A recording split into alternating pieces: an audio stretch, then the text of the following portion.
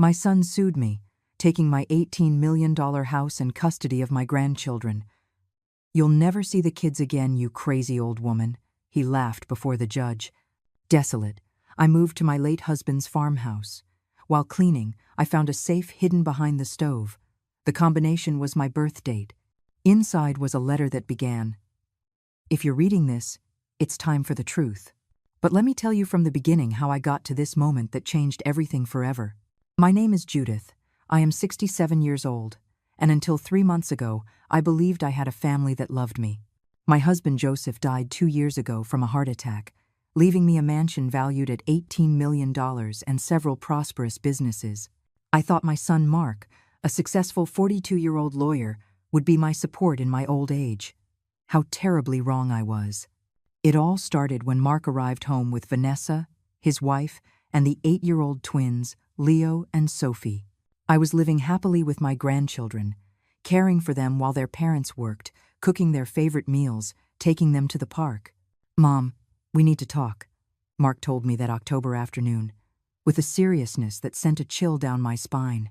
Vanessa was by his side, wearing that red dress that always seemed too bold for her, with an expression I couldn't decipher. "What is it, son? Is something wrong?" I asked, pouring coffee in my favorite sunroom, the one where Joseph and I had spent so many afternoons talking about our dreams. "We've been watching you, Mom. Lately, you've been acting very strangely. You forget things. You repeat conversations. You leave the gas on." I froze. It was true that sometimes I forgot where I left my keys, or I'd repeat a story, but that happens to anyone my age. It didn't mean I was crazy. "Mark, they're just normal little memory lapses. Your father had them at my age too," I replied, trying to stay calm. But Vanessa leaned forward, with those calculating eyes that always made me nervous. "Judith, yesterday you gave the children ice cream for breakfast. The day before, you forgot to pick them up from school. The principal had to call us." That wasn't true. I would never forget my grandchildren. But before I could defend myself, Mark dropped the bomb that would destroy my world. "Mom, we've consulted with several doctors. We believe you have the early stages of Alzheimer's. This house is too big for you, and the children, well, they can't be in danger."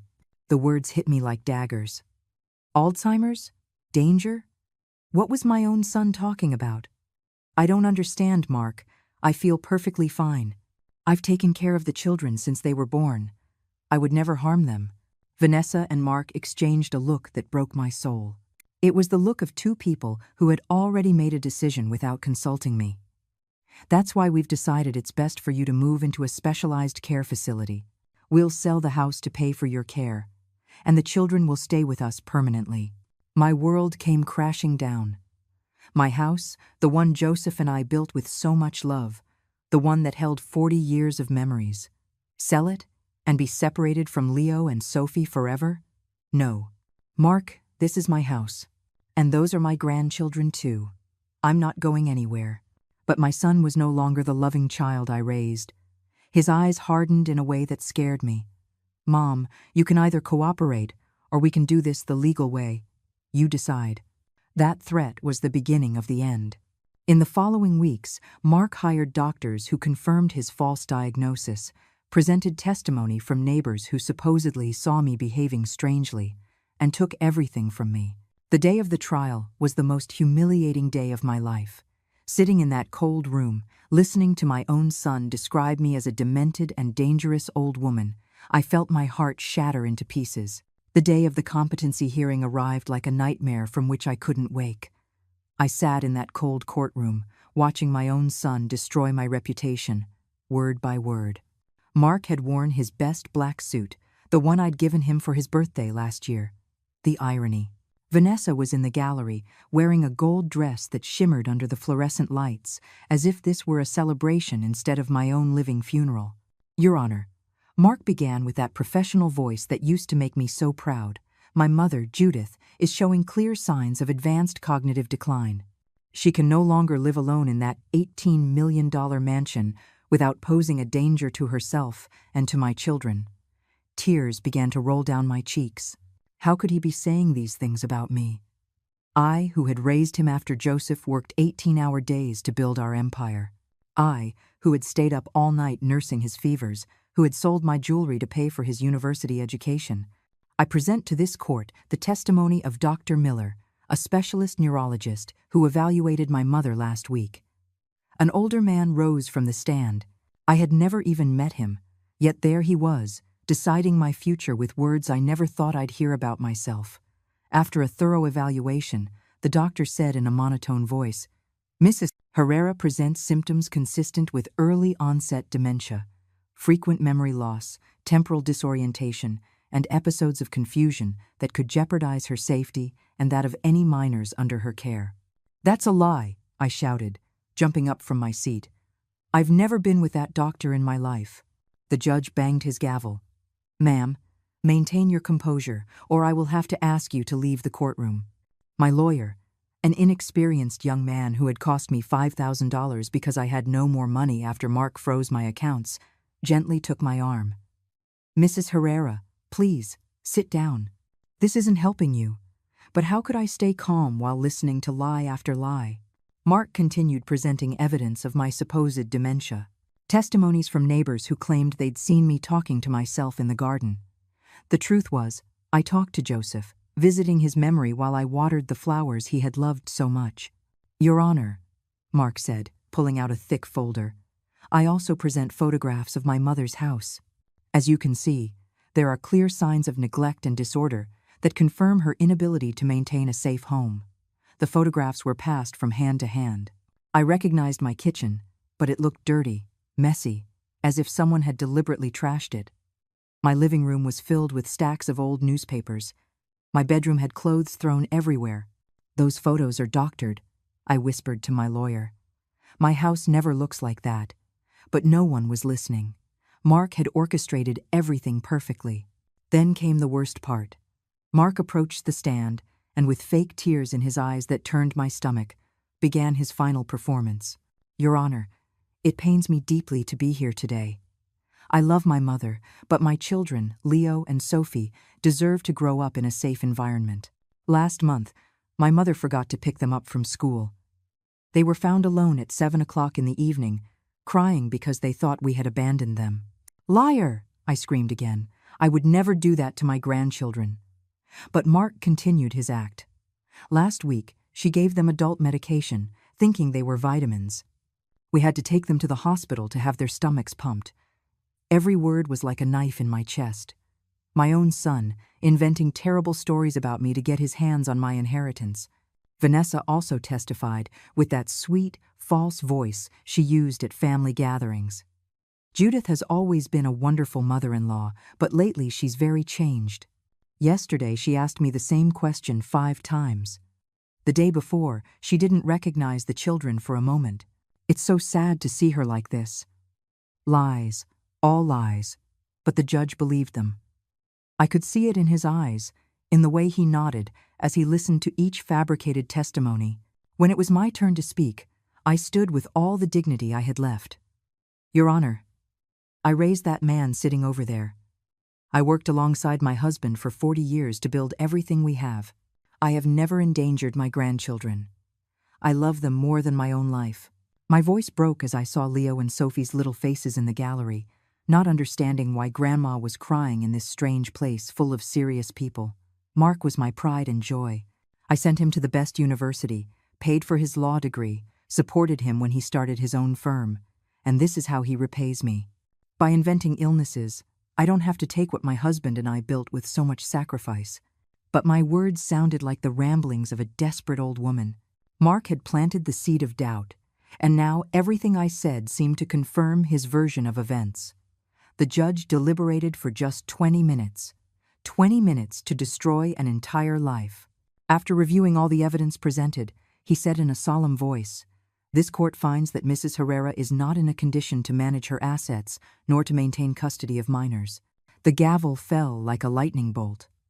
Legal guardianship and administration of assets are granted to Mr. Fences, Mark, and permanent custody of the minors, Leo and Sophie, is his responsibility.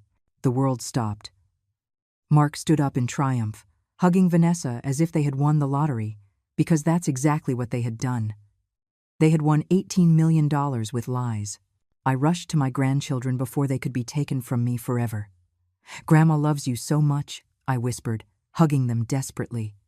But Mark pushed me away abruptly. "Get away from my children. You've done enough damage." And then came the phrase that would haunt my nightmares. "You'll never see the kids again, you crazy old woman," he said with a laugh, just low enough for only me to hear, but with a cruelty I will never forget.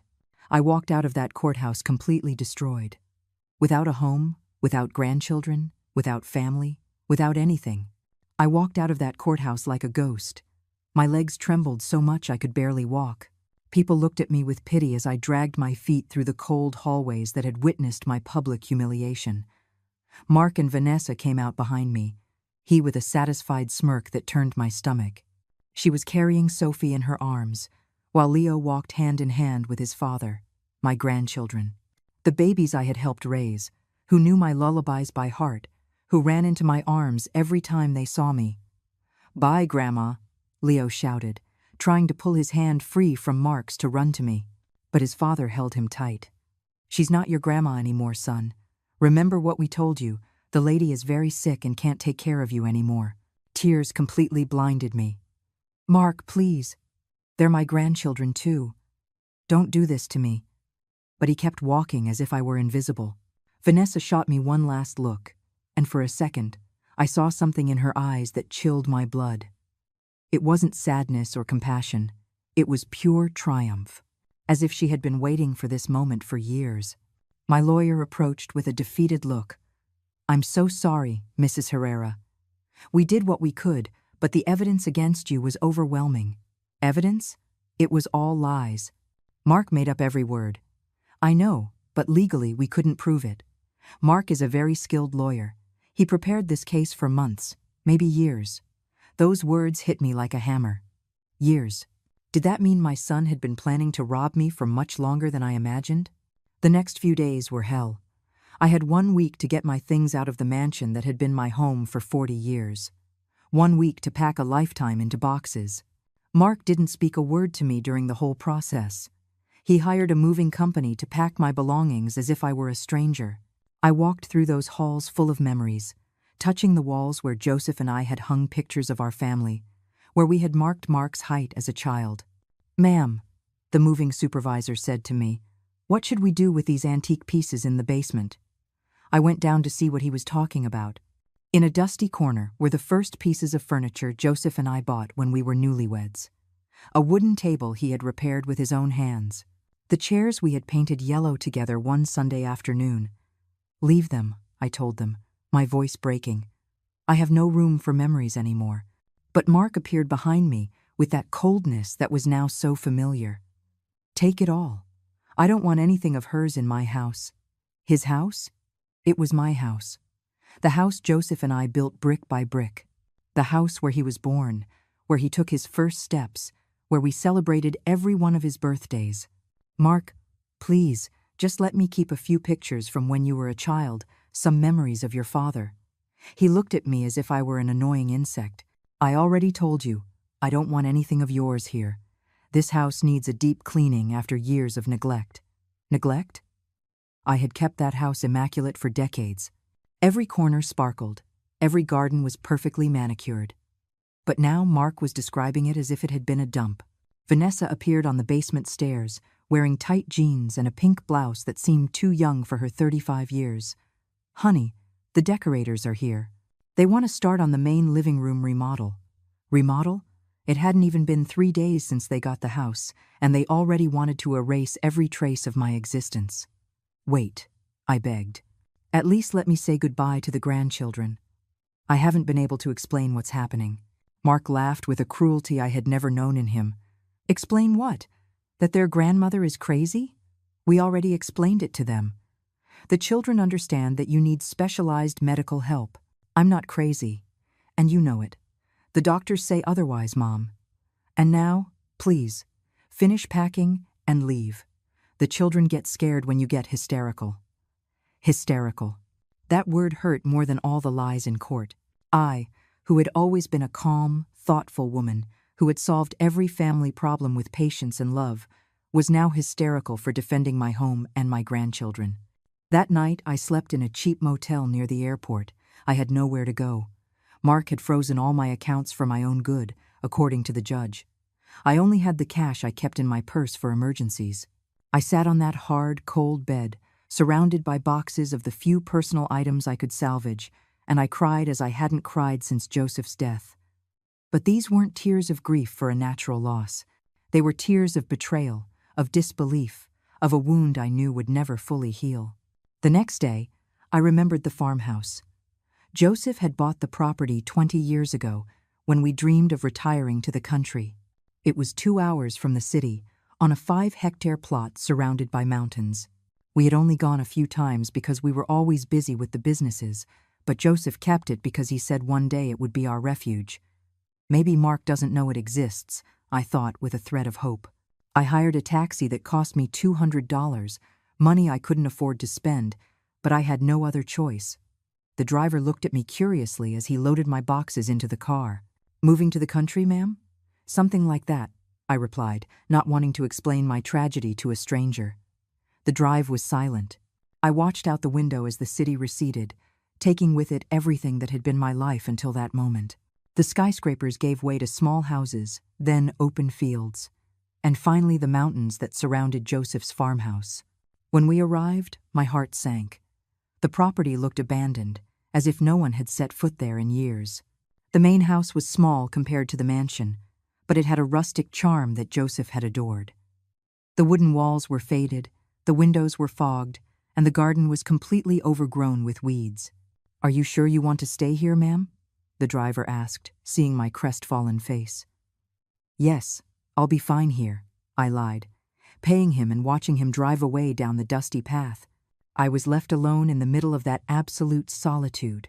The silence was deafening after so many years of city life. All I could hear was the wind in the trees and the distant song of a few birds. I opened the main door with the key Joseph kept under a broken flower pot. The inside smelled of dampness and neglect. Furniture covered in white sheets looked like ghosts in the dim light. Everything was coated in a layer of dust so thick that my footsteps left prints on the floor. The first night was terrible. There was no electricity. The water ran brown from the pipes, and every sound startled me. I lay down on an old mattress I found in the main bedroom, hugging the only photo I had managed to save of Joseph and me on our wedding day. What would he have done in my place? I wondered, feeling his absence like a physical pain. The next few days, I dedicated myself to cleaning. It was the only thing I could do to keep from going truly mad with my thoughts. Cleaning gave me a purpose. It made me feel useful when my entire world had lost its meaning. It was on the 5th day, while I was scrubbing the kitchen, that my life changed forever. It was on the 5th day, as I was scrubbing the kitchen with all the strength I had left, that something changed forever. I had been cleaning since dawn, trying to keep my mind busy so I wouldn't think about Leo and Sophie. I wondered if they missed me, if Mark had told them I had died, if they would one day understand the truth of what had happened. The kitchen was small but cozy, with wooden cabinets that Joseph had installed with his own hands. I remembered when we used to come on weekends and he would insist on cooking for me. Making those huge breakfasts, he said, would give me energy to hike in the mountains. I was cleaning behind the old stove when I noticed something odd. The stove seemed to have shifted slightly from its original position. There were marks on the floor showing where it used to be, and now it was a few inches to the right. How strange, I thought. Joseph was always so meticulous about everything. I tried to move the stove to clean better behind it, but it was too heavy for me. I found a broom and used it as a lever, pushing little by little until I managed to move it aside. And that's when I saw it. There, embedded in the brick wall, was a small but sturdy safe. The metal gleamed as if it had been recently installed, a stark contrast to the aging kitchen walls. My heart began to pound so loudly I could hear it in my ears. Why would Joseph install a safe in secret? What could he have kept in there that he hadn't told me about? The safe had a modern digital keypad, completely out of place in this rustic kitchen. It looked like one of those that opens with a 6-digit numerical combination. I stood in front of it for several minutes, trying to process what I had found. Joseph and I never kept secrets. We shared everything: bank accounts, important documents, business decisions. Why would he hide this from me? Maybe he was going to tell me and died before he could, I thought, feeling guilty for doubting him. But curiosity was stronger than anything else. I needed to know what was inside. I started by trying obvious combinations. First, our wedding date, 061582. Nothing. Then I tried his birth date, 122353. That didn't work either. I tried Mark's birthday, 081181. The panel flashed red, indicating an error. I sat on an old chair in the kitchen, staring at the safe as if it were an unsolvable riddle. What combination would Joseph have chosen? He was a man of routines, of numbers that held special meaning for him. Then I remembered something he had told me many times during our marriage. Judith, you are the most important thing in my life. The day you were born was the day the universe decided to bless me. With trembling hands, I entered my birth date, 031557. The panel flashed green, and I heard a metallic click that echoed through the silent kitchen. The door swung open slowly, revealing the contents of the safe. Inside were several folded documents, a small voice recorder, and what appeared to be a thick manila envelope. The first thing I picked up was a letter with my name written in Joseph's unmistakable handwriting. My hands shook so much, I almost dropped it as I unfolded it. "My dearest Judith," it began, "if you are reading this, it means I am no longer with you and something terrible has happened. If it is time for the truth, it is because Mark has finally shown his true colors." I sat down abruptly. Mark showed his true colors? What did that mean? Joseph had died 2 years before Mark sued me. How could he have predicted what would happen? I continued reading, my heart racing. For the last 5 years of my life, I discovered things about our son that broke my heart. I didn't tell you because I didn't want to destroy the image you had of him. But now that I'm not here to protect you, you need to know the truth. The truth about what? Mark had been an exemplary son, a bit distant in recent years, but always respectful, always successful. Judith, Mark is not our biological son. The letters blurred before my eyes. I read the sentence once, twice, 3 times, but the words made no sense. How could Mark not be our son? I had carried him. I had been in the delivery room. I had felt every contraction, every pain. I know this will shock you as much as it shocked me when I found out. Mark is Vanessa's son by another man. Vanessa was pregnant when she met Mark, but he never knew. She made him believe the baby was his. My world tilted. Vanessa had met Mark 10 years ago, long after Mark was born. How could she be his mother? But then I understood. The Mark in the letter wasn't my Mark. It was another Mark, a man Vanessa had deceived years ago, making him believe he was the father of a child that wasn't his. I continued reading desperately. I discovered this by chance 5 years ago, when I hired a private investigator to check on Vanessa's background before our son married her. What I found left me cold. Joseph had investigated Vanessa. That explained why he never fully accepted her into the family, though he was always polite to her. Vanessa has a history of failed marriages, always for money. Her first husband was an older, wealthy, but sickly businessman. He died under suspicious circumstances 2 years after they married. He left her a considerable inheritance that she squandered in less than a year. My hands trembled so much I had to put the letter down on the table to continue reading. Her second husband was Mark Hernandez, a young, successful lawyer, much like our Mark. Vanessa got pregnant immediately after marrying him, but the investigator discovered she had been having an affair with another man for 7 months. When Mark Hernandez demanded a paternity test, Vanessa disappeared with the baby. My breathing quickened. Vanessa had fled with a baby that wasn't her husband's, a baby that, Judith. That baby is who we now know as our grandchildren. Vanessa changed her last name and the child's, moved to another city, and started over. When she met our Mark, she invented a story about being a widowed single mother. It couldn't be true. Leo and Sophie, my beloved grandchildren, weren't really my grandchildren? But the letter continued. Our Mark fell head over heels for her and adopted the child as his own. He never knew that Vanessa had specifically chosen him because he had the same name and profession as the child's real father. Tears began to fall on the paper, smudging the ink. It was all starting to make sense. The way Vanessa always seemed to be calculating something, how she had insisted that Mark legally adopt the child, how she always looked at me with that strange expression. But the worst part, my love, is what I discovered later. But the worst of it, my love, is what I discovered later. My hands trembled as I turned to the next page of the letter. Joseph had discovered something even worse than all the rest. I braced myself for the next blow, though I wasn't sure my heart could take any more revelations. Vanessa not only deceived Mark about the child's paternity, she has also been poisoning him against you from the moment they got married. I have found evidence that she has been planning to get her hands on our fortune for years. Poisoning him against me? I remembered all the small changes in Mark I had noticed, but had chalked up to the stress of marriage and fatherhood. How he had started to question my decisions, to suggest I was aging poorly, to hint that maybe I needed help. I found recordings of conversations between Vanessa and a friend of hers where they planned step by step how to get Mark to declare you mentally incompetent.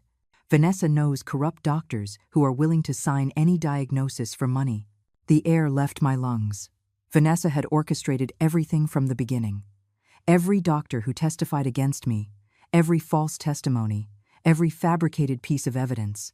I also discovered that Vanessa has been subtly drugging you during family dinners for the last 2 years. Small doses of medication that cause temporary confusion and memory loss. That's why you sometimes felt disoriented after visiting them. I remembered those evenings at Mark's house, when I'd feel strangely dizzy after dinner, when Vanessa would insist I have a second cup of coffee for digestion.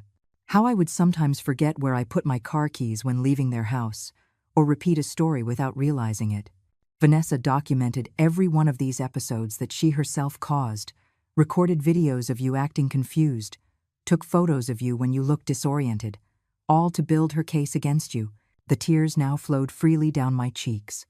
My own daughter-in-law, the mother of my supposed grandchildren, had been systematically poisoning me to steal my life. Mark knows nothing about this, Judith. He genuinely believes you are sick because Vanessa has shown him all this false evidence. She has manipulated him so skillfully that he is convinced he is protecting you by taking away your independence. That hurt even more, to know that my son wasn't evil, but a victim of the same woman who had destroyed me. Mark truly believed he was doing the right thing. But there's more you need to know, my love. Things that will change everything. More. How could there possibly be more after all this? Vanessa doesn't just plan to take your inheritance. She also plans to get rid of Mark once she has total control of the assets. My blood ran cold. Get rid of Mark? What did that mean exactly? I found evidence that Vanessa has researched our family's medical history, specifically the heart problems that affected my father and me. She knows Mark has a genetic predisposition to heart attacks. Joseph had died of a sudden heart attack. His father, too. Mark had inherited that predisposition, though he had been perfectly healthy until now. Vanessa has been buying medication that can induce cardiac problems if administered in the right doses. I found them hidden in her house during a visit. Vanessa was planning to kill Mark, too. The woman was a monster, worse than I could have ever imagined. Once Mark dies, naturally, from a heart attack, Vanessa will inherit everything as his widow, and the children will be completely under her control. She will have access to our entire fortune, with no one to question her. The plan was diabolical in its simplicity. First, eliminate the inconvenient mother-in-law by declaring her incompetent, then get rid of the husband once he had served his purpose, and finally, keep all the money and the children as a perfect cover. Judith, if you are reading this, it means the first part of her plan has already succeeded. But I have good news for you. Good news? After everything I had just read, it seemed impossible that there could be anything good in this whole situation. The entire fortune Mark thinks he inherited are just properties and empty accounts I put in his name as a decoy. The real fortune, the $28 million, is in accounts and investments that only you now know about. 28 million? I thought our fortune was 18 million. Joseph had been hiding additional money. In this safe, you will find all the documents that prove Vanessa is a con artist and a potential murderer. You will also find the deeds to properties Mark doesn't know exist, bank accounts in tax havens, investments that generate $500,000 a month. My hands trembled as I searched the safe. Sure enough, there was a thick manila envelope full of documents. deeds to properties in different countries, bank statements showing amounts that made me dizzy, investment certificates in international companies. I have also left recordings of Vanessa confessing her plans, photographs of the medications she bought to kill me and to kill Mark, and a will that leaves everything, absolutely everything, in your name.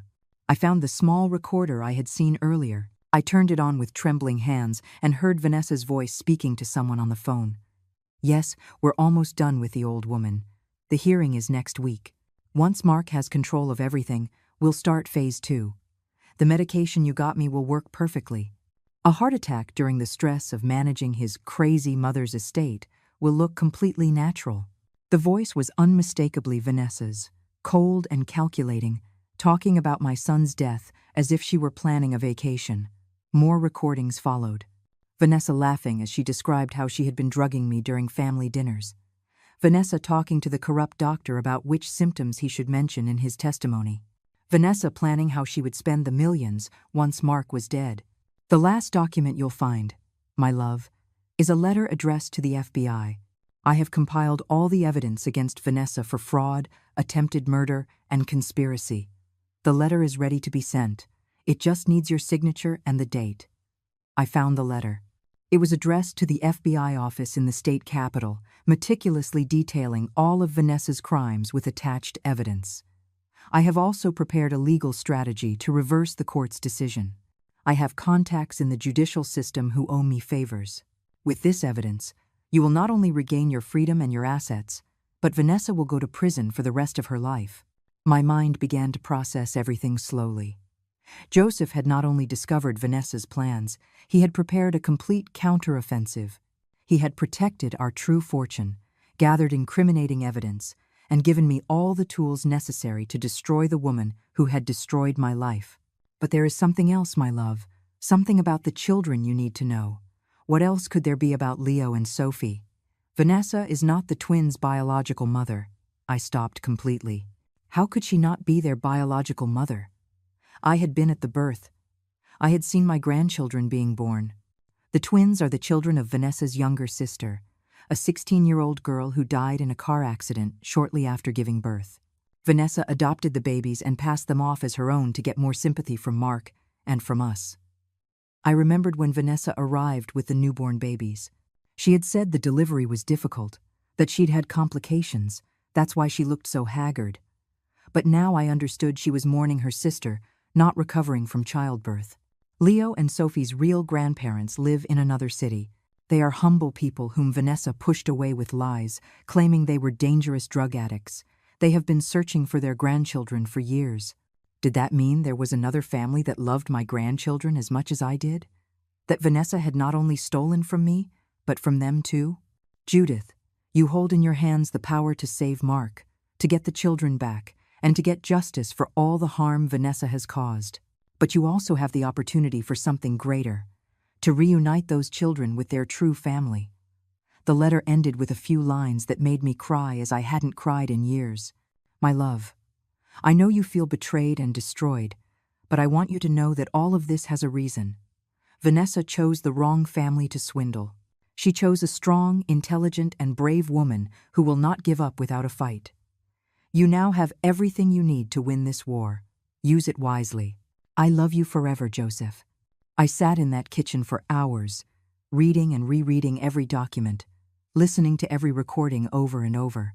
The magnitude of Vanessa's betrayal was overwhelming, but so was Joseph's meticulous preparation to protect me. My husband had been one step ahead the entire time. While Vanessa thought she was executing the perfect crime, Joseph had been documenting her every move, every lie, every diabolical plan. But what struck me most was the realization that Joseph had died knowing all of this. He had lived the last years of his life burdened with the knowledge that the woman we considered our daughter-in-law was planning to destroy our entire family. Why didn't you tell me when you were alive? I asked his photo that I carried in my wallet. We could have faced this together. But deep down, I knew the answer. Joseph knew me better than anyone. He knew I would have never believed something so terrible about Vanessa without overwhelming evidence.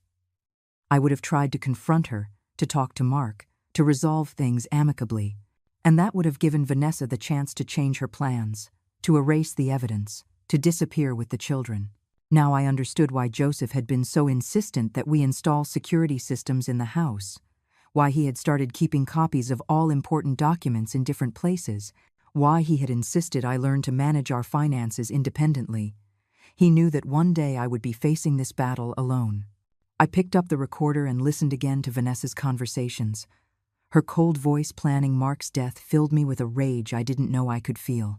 "Once the old fool dies from a heart attack," Vanessa said, laughing, "Mark will be so stressed managing the crazy lady's estate that it will be easy to trigger his cardiac problems. The doctors will say it was genetic, inevitable." In another recording, she talked about the children. "The twins are perfect for generating pity. Poor little orphans who need stability. No one will question me keeping all the money to take care of them. And when they come of age, well, accidents happen."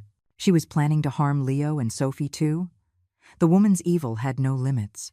But there was one recording that particularly caught my attention. Vanessa talking to someone about me.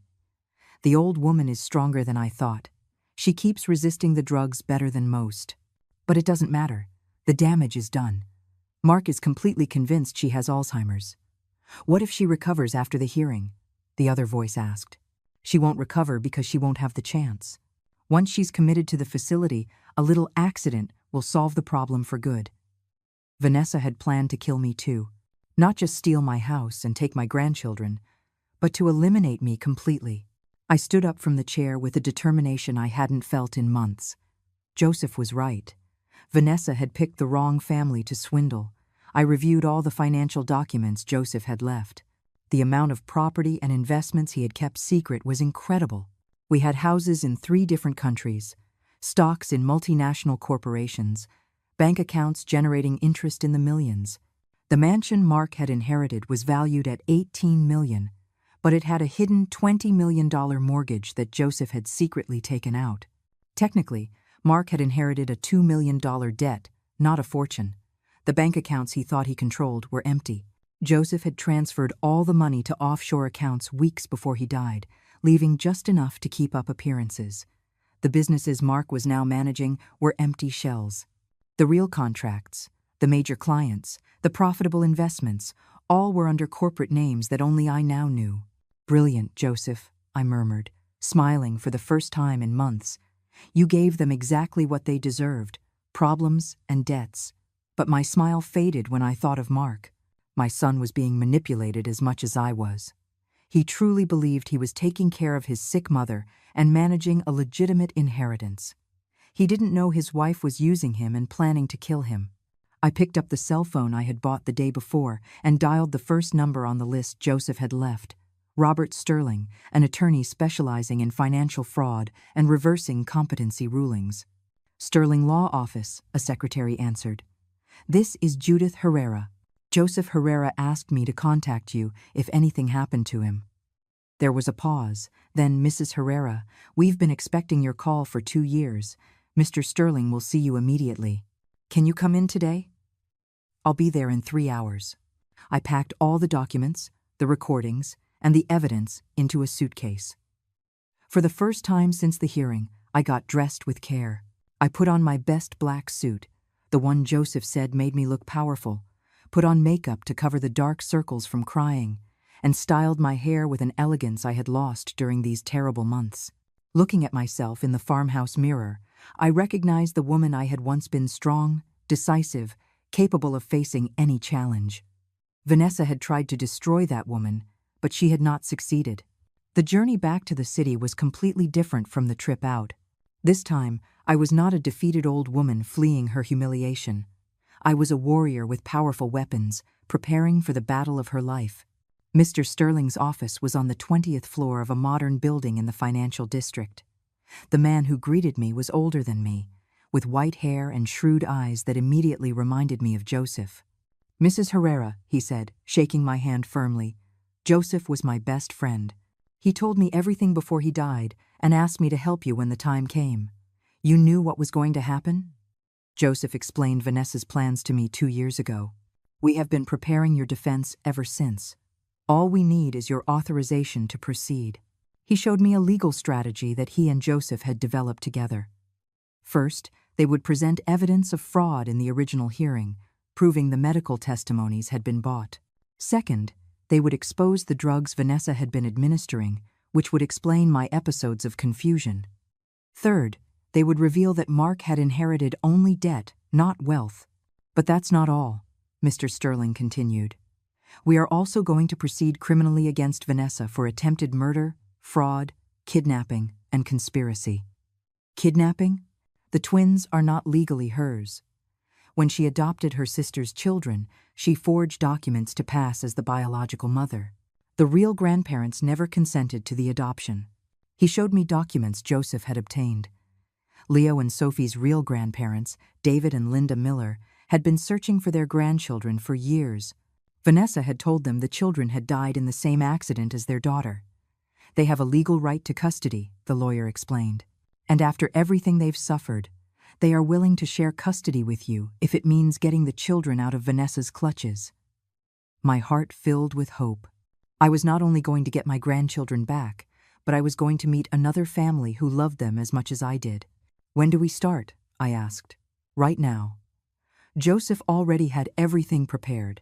We just need your signature on these documents. I signed paper after paper the motion to reverse the competency ruling, the criminal complaint against Vanessa, the request for emergency custody of the children, the claim for all the assets that rightfully belonged to me. Mrs. Herrera, Mr. Sterling said when we were finished, "Are you prepared for what's about to happen? Vanessa is going to fight like a cornered animal when she realizes her plan has unraveled." I thought of Joseph, of his last words in the letter. "You have everything you need to win this war." "Mr. Sterling," I replied, in a voice I hadn't used in months, "Vanessa doesn't know who she's messing with." "Mr. Sterling," I replied, in a voice I hadn't used in months, "Vanessa doesn't know who she's messing with." The next day, the most satisfying operation of my life began. Mr. Sterling had coordinated everything like a perfect symphony. At 8 o'clock in the morning, FBI agents knocked on the door of my former home with an arrest warrant for Vanessa and a search warrant for the entire property. I was waiting in a car half a block away, along with David and Linda Miller, Leo and Sophie's real grandparents. We had talked all through the previous night, crying together for the lost years, for the grandchildren they thought were dead, for the pain Vanessa had caused so many families. "Mrs. Herrera," David had told me with tears in his eyes, "for 8 years, we have visited our grandchildren's grave every Sunday. Vanessa told us they had been burned in the accident, that there was nothing left to bury." Linda had added, her voice cracking, "We never stopped loving them. We never stopped looking for them. We knew in our hearts that something wasn't right." Now, sitting in that car, we watched justice being served. Vanessa came out of the house in a bathrobe, screaming like a maniac as the agents read her rights. Her shouts woke up the whole neighborhood. I could see the shocked faces of the neighbors who had testified against me, the same ones who had said I was a dangerous and unbalanced old woman. "This is a mistake," Vanessa shrieked as they handcuffed her. "I haven't done anything. The crazy one is the mother-in-law, not me."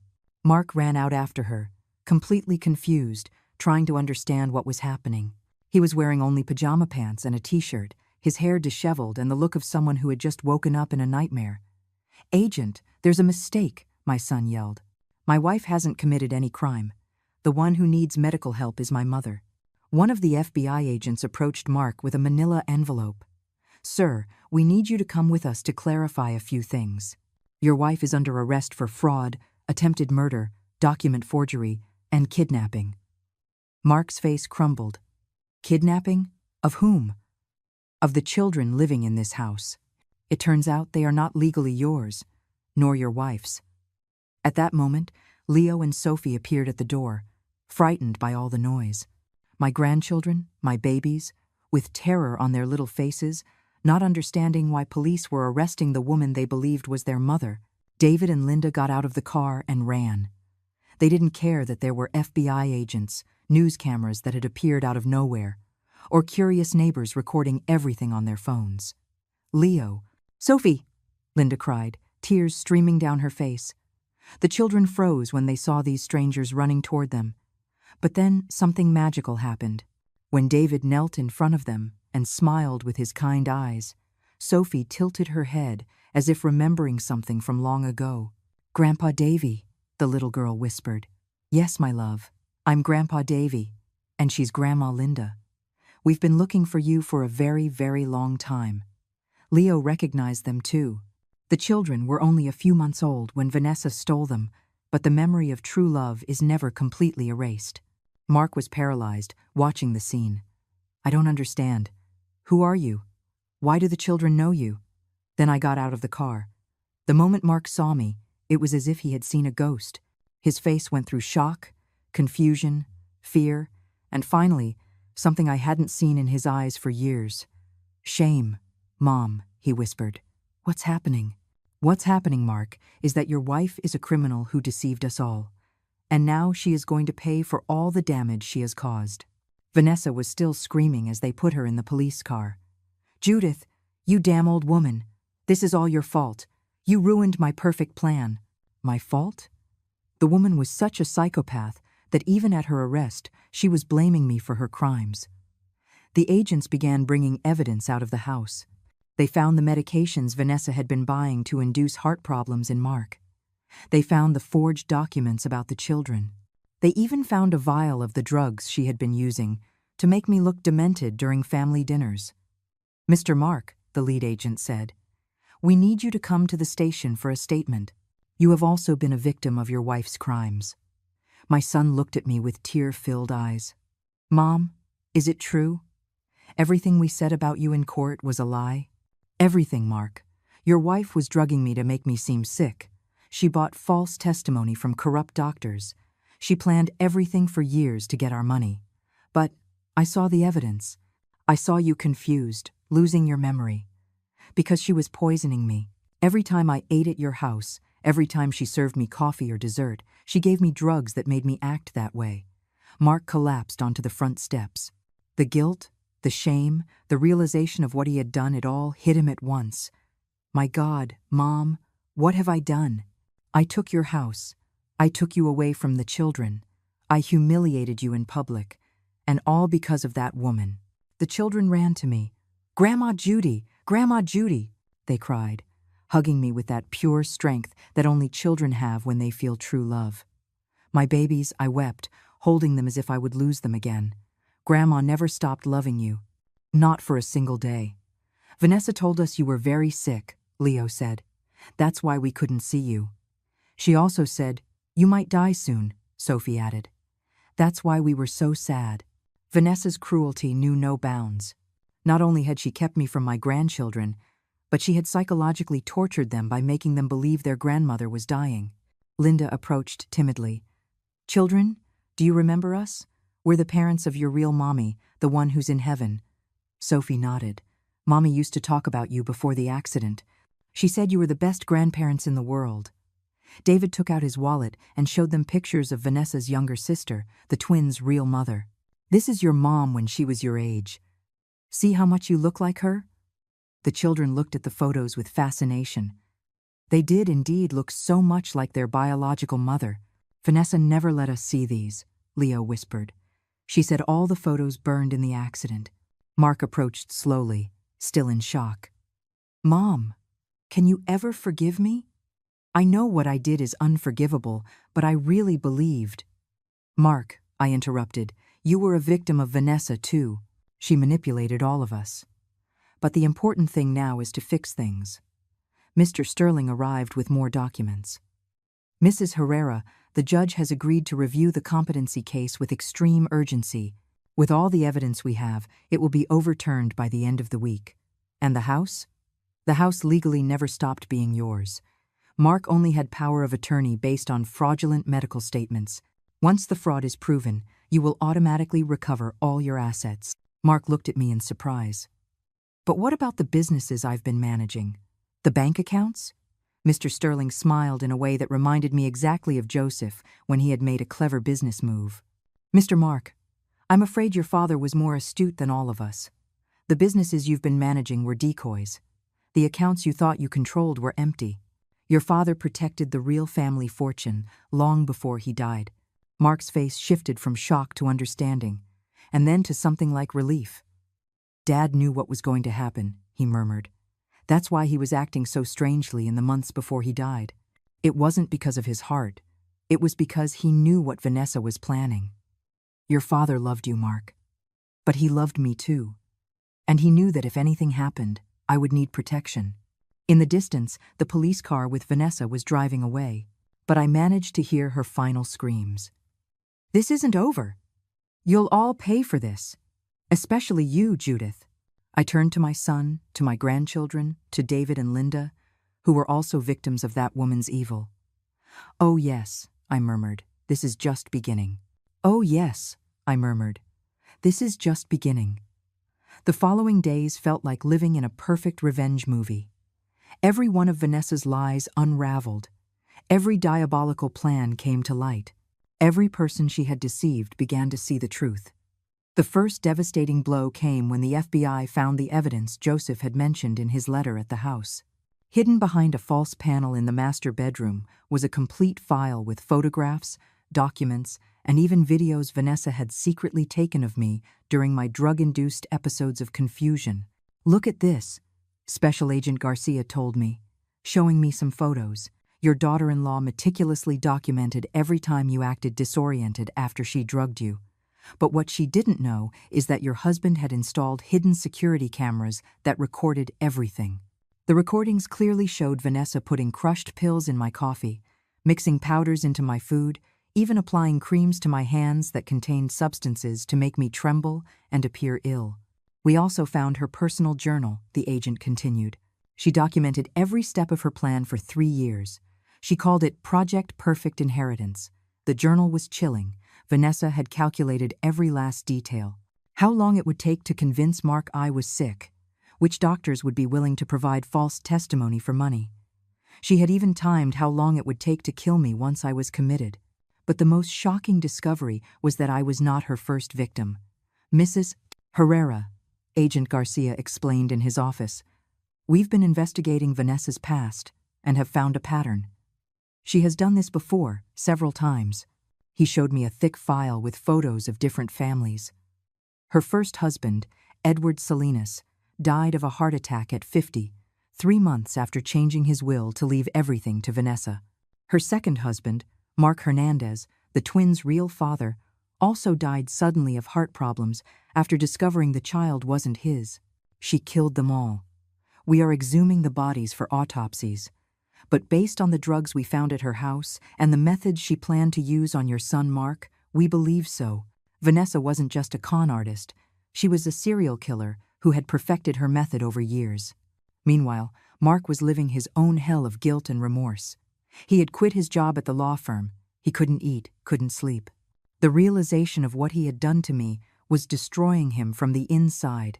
Mom, he told me, crying, when I went to visit him at the hotel where he was staying, I don't know how to ask for forgiveness for something so terrible. I publicly humiliated you, took your house, kept you from the grandchildren you love so much. Mark, look at me, I said, taking his face in my hands as I did when he was a child. Vanessa is a professional manipulator. She fooled doctors, judges, an entire court. How were you supposed to realize what she was capable of? But I should have trusted you more. I should have investigated before taking you to court. I should have. You should have married a different woman, I interrupted. But we can't change that now.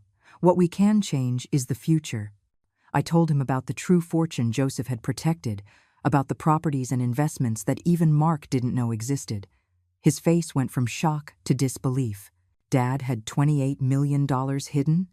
Your father was smarter than any of us imagined. He not only protected our money, he protected us.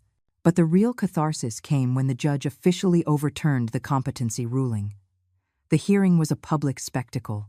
The same reporters who had covered my original humiliation now filled the room to see my vindication. The doctors who had testified against me were arrested for perjury and bribery. The neighbors who had given false testimony were subpoenaed as witnesses for the prosecution against Vanessa. This court, the judge declared in a solemn voice, has thoroughly reviewed the case of Mrs. Judith Herrera and has found overwhelming evidence that she was the victim of the most elaborate and cruel fraud I have seen in 30 years on the bench. The gavel fell, but this time in my favor. The ruling of mental incompetency, is completely nullified. All assets are restored to Mrs. Herrera, and a full criminal investigation is ordered against all participants in this fraud. The courtroom erupted in applause. Mark wept by my side, squeezing my hand as if asking for forgiveness. Leo and Sophie, who now knew the whole truth, hugged me tightly. But the sweetest moment came when I returned to my mansion. Mark had hired a cleaning company to erase all traces of Vanessa's presence. The decorators she had called were immediately fired. Every change she had made to my home was reversed. "I want the house to be exactly as you had it, Mom," Mark told me as he supervised the work. "I want to erase every last vestige of that woman from our lives." The children were ecstatic to have their real grandmother back. They ran through the house showing me everything Vanessa had changed, everything they had missed during these terrible months. "Grandma Judy," Sophie told me, "you're not going to live in that ugly house in the country anymore." "No, my love. Grandma is home for good." David and Linda had decided to move to the city to be close to their grandchildren. I gave them one of the properties Joseph had bought years ago, a beautiful house just 10 minutes from mine. "Mrs. Herrera," David told me with tears in his eyes, "we don't know how to thank you for giving us back our grandchildren." "David, those children have enough love in their hearts for 4 grandparents. We'll raise them together, as it should be." The first family dinner at my house in months was magical. Mark had brought flowers. The children had made drawings to decorate the table. David had cooked his late daughter's favorite dish, and Linda had brought photos of the twins' real mother. "A toast," I said, raising my wine glass. "To Joseph, who protected us even after his death, and to true family, which always finds its way back, no matter how much time passes." But amidst all this recovered happiness, I knew the final chapter was missing. Vanessa had been arrested, but her trial was just beginning. The media was following the case obsessively. It had become the biggest scandal of the year. The daughter-in-law who tried to murder an entire family for money. "Are you going to the trial, Mom?" Mark asked me. "Not only am I going, Mark, I'm going to testify. That woman is going to hear from my own mouth what it feels like to be betrayed by someone you trust." The day I received the subpoena to testify against Vanessa, I smiled in a way I hadn't smiled in months. It was the smile of a woman who had lost everything and gotten it back, multiplied. It was the smile of someone who had been underestimated by the wrong person.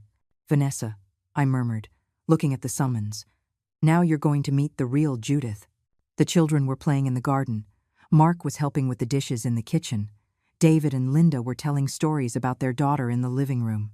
My house was full of life, of love, of the true family Vanessa had tried to destroy. But there was something else Joseph had left in that safe that I hadn't used yet. Something that would make Vanessa's fall even more spectacular than she could ever imagine. And I was waiting for the perfect moment to use it. The day of Vanessa's trial arrived like the dawn, after the longest storm of my life. I woke up early, dressed in my most elegant suit, the same kind I wore when Joseph and I went to the most important business meetings. Today, I wasn't just Judith, the grandmother who had gotten her family back. Today, I was the woman who was going to close the most painful chapter of her life forever. Mark accompanied me to the courthouse. Neither of us spoke much on the way. He knew this day was crucial for my complete healing, and I knew he needed to see Vanessa punished as much as I did. The courtroom was packed. The media had turned the case into a circus. "The Black Widow who deceived an entire family," the headlines read. "The $1 million fraud that shocked the nation," the TV news reported. When Vanessa entered in handcuffs, I was struck by her transformation.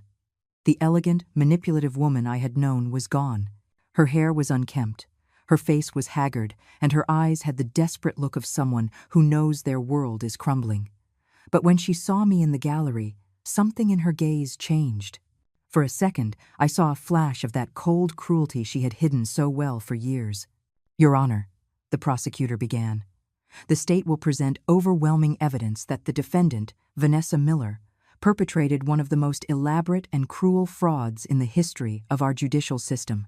Over the next few hours, I listened as all of Vanessa's crimes were laid bare. The medications she had bought to kill me and Mark, the forged documents about the children, the purchased medical testimonies, the recordings where she planned our deaths, as if it were a shopping list. When it was my turn to testify, I stood with all the dignity Joseph had taught me during 40 years of marriage. Mrs. Herrera, the prosecutor said, can you describe to the court how you felt when you discovered that the woman you considered your daughter-in-law had been systematically poisoning you? Your Honor, I replied, looking directly at Vanessa. I felt as if I had been living with a venomous snake for years without realizing it. But I also felt proud that my husband had been smarter than she was. Vanessa glared at me, but I continued. This woman not only tried to steal my money and my house, she tried to steal my grandchildren, my dignity, my sanity, and finally, my life. But what hurts me the most is that she was willing to kill my son, a man who sincerely loved her, just for greed. What would you say to the defendant if you could speak to her directly? The judge gave me permission to address Vanessa. I stood from my seat and walked toward her. Her eyes followed me with a mixture of hatred and fear. Vanessa, I said, my voice clear and strong, did you think you had chosen the perfect family to swindle? An elderly widow, a trusting son, helpless children. Did you think we were easy victims? She tried to interrupt me, but the judge silenced her. But you made a fatal mistake. You underestimated the power of true love. Joseph loved me so much that he protected me even after his death. Mark loves me so much that he is destroyed by the guilt of having believed you. And those children you tried to take from me love me so much that they never stopped asking for their grandma.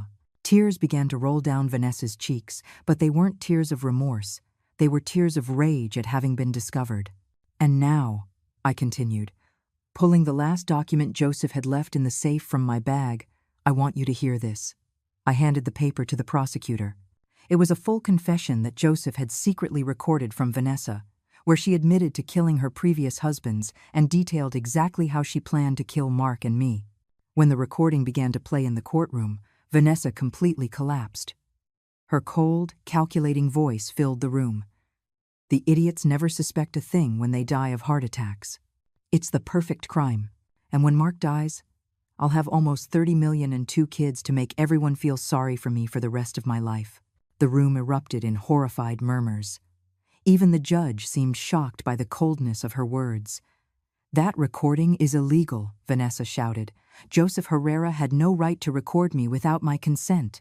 Ma'am, the judge replied in a stern voice, when you were on private property planning murders, you forfeited any expectation of privacy. Vanessa's defense attorney, who had been fighting an impossible battle from the start, finally gave up. Your Honor, my client wishes to change her plea to guilty on all charges. But Vanessa jumped up furiously. No, I'm not pleading guilty to anything. That family owes me everything.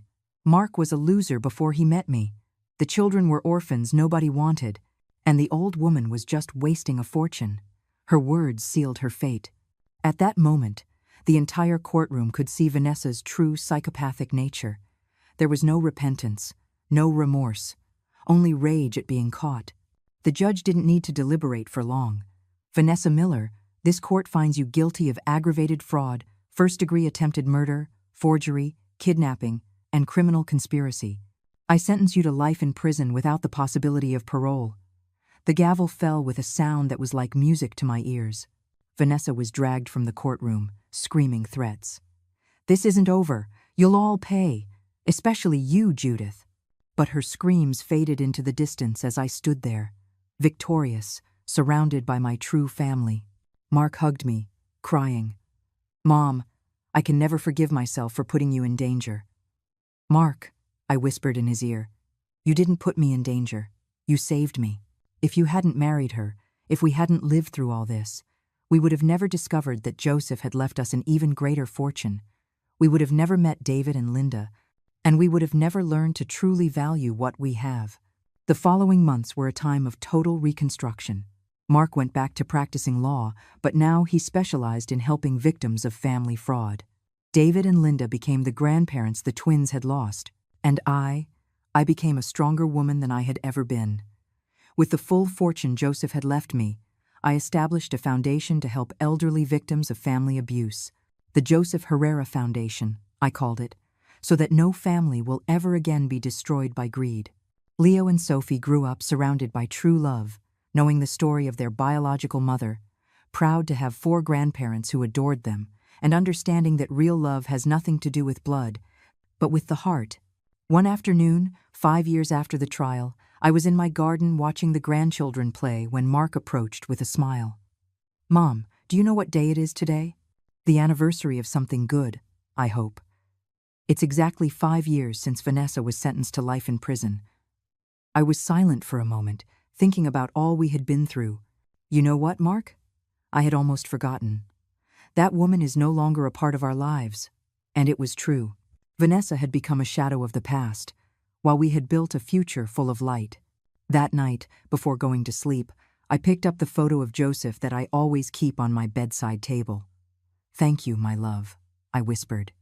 "Thank you for protecting me, for teaching me that true love transcends even death, and for reminding me to never underestimate my own strength. Never underestimate the silence of a humiliated woman, because one day she may rise up stronger than anyone ever imagined. And when that happens, the entire universe conspires to bring about justice."